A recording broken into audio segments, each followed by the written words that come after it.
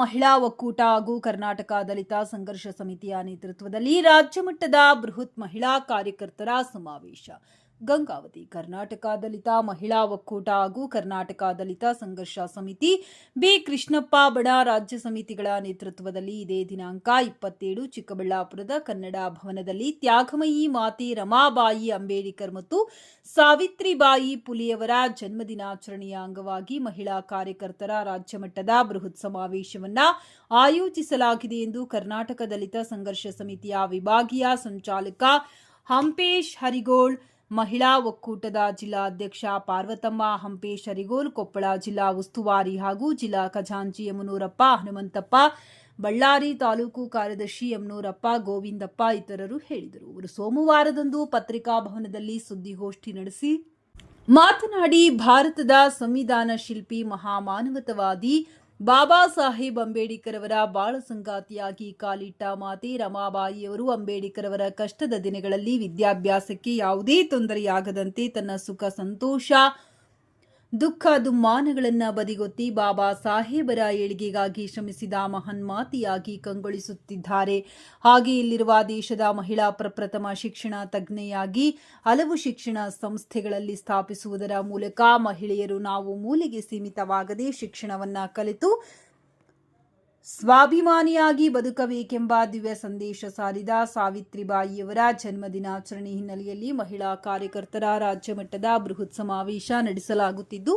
ಕೊಪ್ಪಳ ಜಿಲ್ಲೆಯಿಂದ ಅಪಾರ ಸಂಖ್ಯೆಯ ಮಹಿಳೆಯರು ಭಾಗವಹಿಸಲಿದ್ದಾರೆ ಎಂದು ತಿಳಿಸಿದ ಅವರುಗಳು ರಾಜ್ಯ ಸಂಸ್ಥಾಪಕ ಎಂ ಸೋಮಶೇಖರ್ ಹಾಗೂ ಭಾಗ್ಯಮ್ಮ ನಾರಾಯಣಸ್ವಾಮಿಯವರ ನೇತೃತ್ವದಲ್ಲಿ ಜಯಂತ್ಯೋತ್ಸವ ಹಾಗೂ ಬೃಹತ್ ಸಮಾವೇಶದಲ್ಲಿ ಸ್ವಾಭಿಮಾನಿ ಮಹಿಳೆಯರಿಗಾಗಿ ವಿಚಾರಗೋಷ್ಠಿ, ಉಪನ್ಯಾಸ, ಜಾಗೃತಿ ಸಮಾವೇಶ ಇನ್ನಿತರ ಕಾರ್ಯಕ್ರಮಗಳನ್ನು ನಡೆಸಲಾಗುತ್ತದೆ ಎಂದು ತಿಳಿಸಿದರು. ಪ್ರೊಫೆಸರ್ ಬಿ ಕೃಷ್ಣಪ್ಪ ಸಂಘಟನೆ ವತಿಯಿಂದ ಕರ್ನಾಟಕ ರಾಜ್ಯ ನಮ್ಮ ರಾಜ್ಯ ಸಂಚಾಲಕರು ಎಂ ಸೋಮಶೇಖರ್ ಮತ್ತು ಮಹಿಳಾ ಸಂಘಟನೆ ಜಿಲ್ಲಾ ರಾಜ್ಯ ಸಂಚಾಲಕಿಯಾದ ಭಾಗ್ಯಮ್ಮ ನಾರಾಯಣಸ್ವಾಮಿ ಅವರ ಒಂದು ನೇತೃತ್ವದಲ್ಲಿ ಚಿಕ್ಕಬಳ್ಳಾಪುರದಲ್ಲಿ ಈ ನಡ್ತಕ್ಕಂಥ ರಾಜ್ಯ ಮಟ್ಟದ ಪ್ರಥಮ ದೇಶದಲ್ಲಿರ್ತಕ್ಕಂಥ ರಾಮಬಾಯಿ ಮತ್ತು ನಮ್ಮ ಸಾವಿತ್ರಿ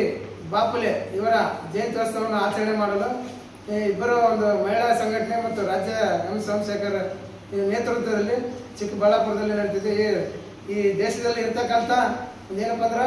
ಮಹಿಳೆಯರ ಮಾನ ಸ್ಥಾನಮಾನ ಇದೆ. ಅದ್ರ ಜೊತೆಯಲ್ಲಿ ಒಂದು ಹೆಣ್ಣು ತಾನು ಮದುವೆಯಾಗಿ ಹೋದ ಮೇಲೆ ಏನು ಕರ್ತವ್ಯ ಮಾಡಿದ್ದಾರೆ ಆ ಕರ್ತವ್ಯಕ್ಕೆ ಇವತ್ತು ನಾವು ಪುರುಷರು ಮತ್ತು ಮಹಿಳೆಯರು ನಮನ ಸಲ್ಲಿಸಬೇಕಾದ ಕಾರಣ ಏನಂದರೆ ರಾಮಬಾಯಿ ಇವರು ಏನಪ್ಪ ಅಂದ್ರೆ ಅಂಬೇಡ್ಕರ್ ಮದುವೆಯಾದ ನಂತರ ಇವತ್ತು ವಿದ್ಯಾಭ್ಯಾಸಕ್ಕೆ ಹೆಚ್ಚಿನ ಪ್ರೋತ್ಸಾಹ ಕೊಟ್ಟು ರಾಮಬಾಯಿ ಅಂತ ಒಂದು ತ್ಯಾಗಮಯಿ ಇವತ್ತೇನಪ್ಪ ಅಂದ್ರೆ ಇಡೀ ದೇಶದಲ್ಲಿ ಮಹಿಳೆ ಇರ್ತಕ್ಕಂಥ ಯಾರು ಇಲ್ಲ. ಇವತ್ತು ಗಂಡನ ಮದುವೆ ಆದ್ರೆ ಒಂದು ಮಕ್ಕಳಿರಲು ಮತ್ತು ಇನ್ನೊಂದರ ಸಂಸಾರ ನಡೆಸಲು ಇವತ್ತು ಉಪಯೋಗ ಆಗ್ತಾರೆ. ಅಂತ ಮಹಿಳೆ ಇವತ್ತು ಬಾಬಾ ಸಾಹೇಬ್ ಅಂಬೇಡ್ಕರ್ ಅವರ ಶಿಕ್ಷಣಕ್ಕಾಗಿ ಒಂದು ಸಂವಿಧಾನಕ್ಕಾಗಿ ಒಂದು ಯಾವುದೇ ತ್ಯಾಗಮಯ ಮಾಡಿದಂಥ ಮಹಾ ಮಹಿಳೆ. ಅದೇ ರೀತಿಯಾಗಿ ಸಾವಿತ್ರಿ ಬಾಪುಲೆ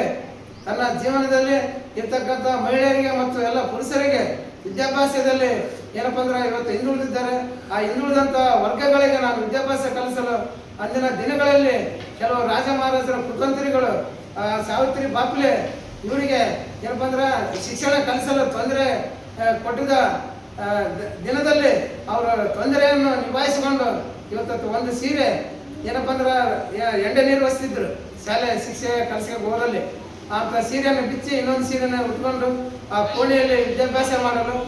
ತ್ಯಾಗಮಯಿ ಸಾವಿತ್ರಿ ಬಾಪುಲೆ ಅಂತವರ ಮಹಿಳೆಯ ಜಯಂತಿಯನ್ನು ಮಾಡೋದು ನಮ್ಮ ಕರ್ನಾಟಕ ದಲಿತ ಸಂಘರ್ಷ ಸಮಿತಿ ಎಂ ನಾರಾಯಣಸ್ವಾಮಿ, ಭಾಗ್ಯಮ್ಮ ನಾರಾಯಣಸ್ವಾಮಿ ಅವರ ಒಂದು ನೇತೃತ್ವದಲ್ಲಿ ನಮ್ಮ ಕಲ್ಯಾಣ ಕರ್ನಾಟಕ ವಿಭಾಗ ಮತ್ತು ಮಟ್ಟದಿಂದ 12 ಜಿಲ್ಲೆ ಬರ್ತವೆ. 12 ಜಿಲ್ಲೆಯಲ್ಲಿ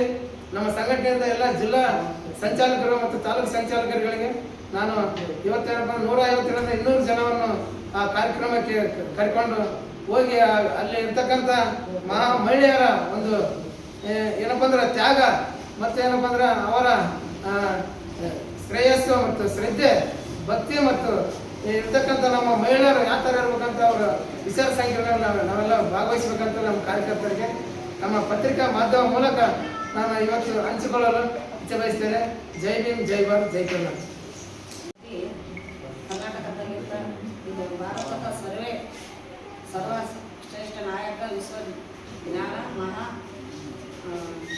ಮಾನವತೆಯಾದ ಬಾಬಾ ಅಂಬೇಡ್ಕರ್ ಸರ್ ಅವರ ಭಾಳ ಸಂಗತಿಯಾಗಿ ಬಾಬಾ ಸಾಹೇಬರ ಜೀವನಕ್ಕೆ ಕಾಲಿಟ್ಟು ಮಾತೆ ಬಾಬಾಯವರ ಅಂಬೇಡ್ಕರ ಅವರ ಕಷ್ಟದಲ್ಲಿ ದಿನಗಳಲ್ಲಿ ವಿದ್ಯಾಭ್ಯಾಸ ಮಾಡೋದೇ ತೊಂದರೆ ಆಗದಂತೆ ತನ್ನ ಸುಖ ಸಂತೋಷ ದುಃಖ ಅಂದ್ರೆ ಮಹಿಳೆ ಸಂಘದಿಂದ 51